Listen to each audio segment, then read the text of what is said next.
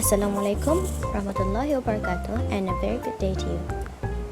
My name is Nur Amira binti Muhammad Rashidi, matrix number 2018245472 from class J4EM 104A.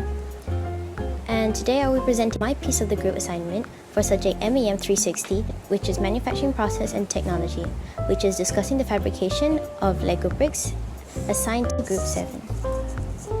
I will be elaborating on a little project background and the materials used to make Lego bricks. Lego is derived from the Danish phrase "legoet", meaning play well. Founded by Ole Krita, a Danish carpenter, Lego bricks were originally manufactured from cellulose acetate. The modern design that we know today was patented in 1958 and made of ABS polymer, or acrylonitrile butadiene styrene. This particular design has not changed since it was patented, so the bricks made back in the 50s would still fit perfectly with those we play with today. ABS is an opaque thermoplastic and an amorphous polymer. Thermoplastic, as opposed to thermoset, refers to the way the material responds to heat. Thermoplastics become liquid at a certain temperature. In the case of ABS plastic, which is 221 degrees Fahrenheit, and they can be heated to their melting point, cooled, and reheated again without significant degradation. Instead of burning, thermoplastics like ABS liquefy, which allows them to be equally injection molded and subsequently recycled. By contrast, thermoset plastics can only be heated once, typically during the injection molding process. The first heating causes thermoset materials to set, similar to a two-part epoxy, resulting in a chemical change that cannot be reversed. If you try to heat a thermoset plastic to a high temperature a second time, it would simply burn. This characteristic makes thermoset materials poor candidates for recycling. ABS is also an amorphous material, meaning that it does not exhibit the order characteristic to crystalline solids. But first, how is ABS made? ABS is most commonly polymerized through the process of emulsion, which is the mixture of multiple products that don't typically combine into a single product. A well-known example of an emulsified product is milk. ABS is also created, albeit less commonly, by a patented process known as continuous mass polymerization. Globally, the most common methodology to create ABS is the emulsion process. It is important to note that ABS is a thermoplastic material, which means it can easily be recycled. This means that a common way of producing ABS plastic is from other ABS plastic. ABS is very structurally sturdy, which is why it's used in things like camera housings, protective housings, and packaging. ABS is a good choice if you need an inexpensive, strong, stiff plastic that holds up well to external impacts, in this case, making Lego bricks. By 2030, Lego plans to fully commit to fully biodegradable materials, including paper pulp trays and polyethylene packaging, and Lego pieces sourced from sugarcane. With an almost fully automated manufacturing system, meaning physical manpower is not involved whatsoever in the Lego production, including molding, sorting, and packaging, Lego has an amazingly low fail rate as the molds used to produce Lego bricks are accurate to within 0.002 of a millimeter. Because of this high degree of accuracy, there are only around 18 bricks in every 1 million that fail to reach the company's skyrocketing high-quality standard. Christiansen's motto for the company was "Det bäst ikke för gott", meaning the best isn't excessively good, as he strongly valued quality in his products. That is all from me. Thank you very much, and Assalamualaikum warahmatullahi wabarakatuh.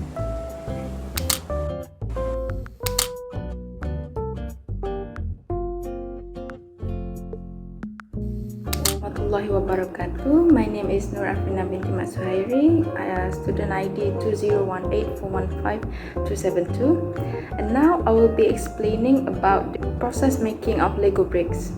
As Amira has stated before, the materials used for making Lego bricks is plastic granules, which is mainly composed of acrylonitrile butadiene styrene, ABS.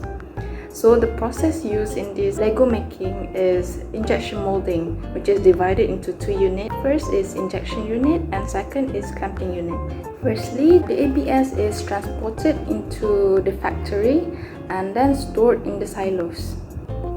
Then from the silos, the plastic granules or the ABS is mixed with a microlax dye to get various types of color.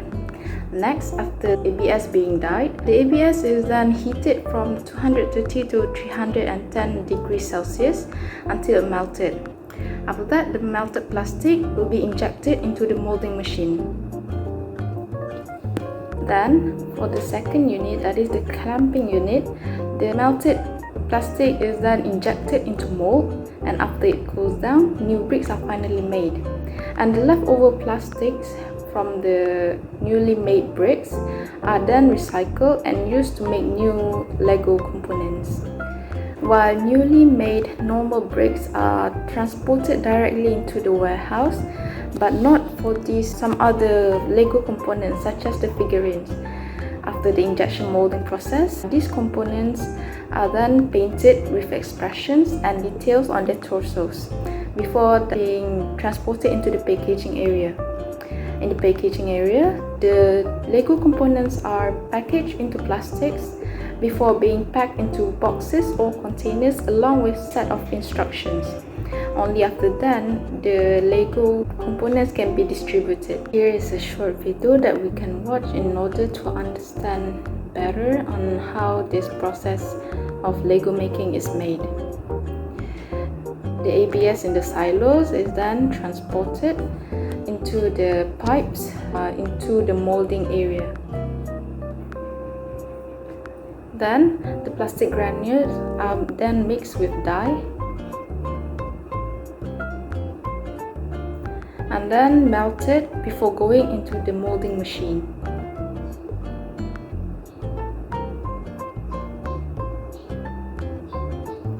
And after the molten plastic is cooled, the new Lego components are made.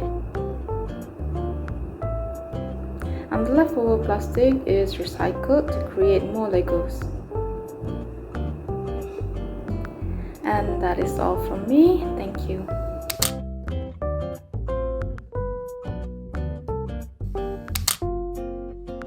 Hi and Assalamualaikum. My name is Putri Nurin Krita Aini binti Nur Hairizal, and I will be talking about the advantages and the disadvantages of injection molding process. The first one is it has high production rate and high in efficiency. This process is said to only need about 15 to 120 seconds to have one complete cycle. Next, we have low cost requirement. This process is an automated process, which means it doesn't need any much more labor requirement for processes to be completed. And then next, we have wide choice of material. Many polymer resins and type of plastics are applicable for this process. This explains how this process is widely used in the industries. And then next, we have good control of color. Multiple colors are able to be manufactured by this process by using the method master batches. Next, we have product consistency. The design of injection molding is very consistent that products produced in afterward processes are very likable to look exactly like the products produced in the first process. And then lastly, for advantages, we have low finishing requirements. For this process, it is very usual for the products to be completed upon ejected. This means that once it is done being ejected, no more finishing requirements are required. And then we have disadvantages of injection molding. First, we have high tooling costs and long setup lead time.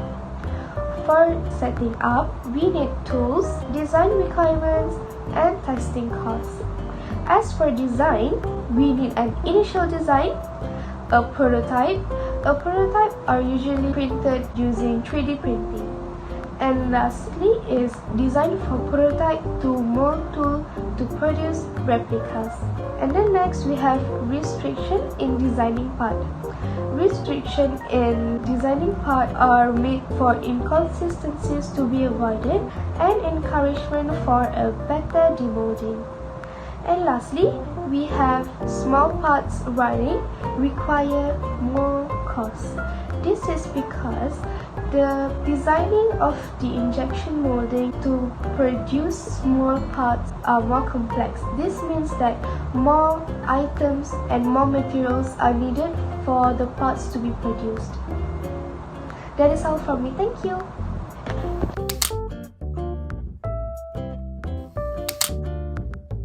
Assalamualaikum warahmatullahi wabarakatuh. Okay, my name is Wan Manakil bin Wan Kifli.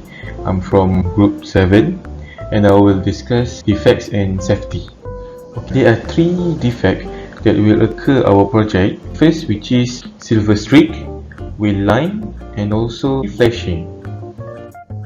Silver streak. Silver streak look like silver lines, often looks a little lighter in colors. There are many reasons to these streaks. One of that is the temperature during the injection is too high. If we done by injection in a high than a range temperature, it is possible that is the process degraded the plastic. It will recede and also leads to a failure in the performance. Next, I will talk about well line. Well line appears on the surface of the molded part where the molten material join together after being split in more direction in flow. The hair-like well is due to weak material bonding, so it lowers the strength of the part. In the event of the breakage, it is very likely it will crack along the well line. You can see the photo that I will put in slide. There's a crack along the part, so the crack is the real problem for our project. Next is flashing. Flashing is an excessive, usually thin material pulls out of the part at the parting line. Injection molding involves 2 sides of the mold which is compressed together and the material shall fill through the center. This defect could lead to serious product recall because it is really sharp.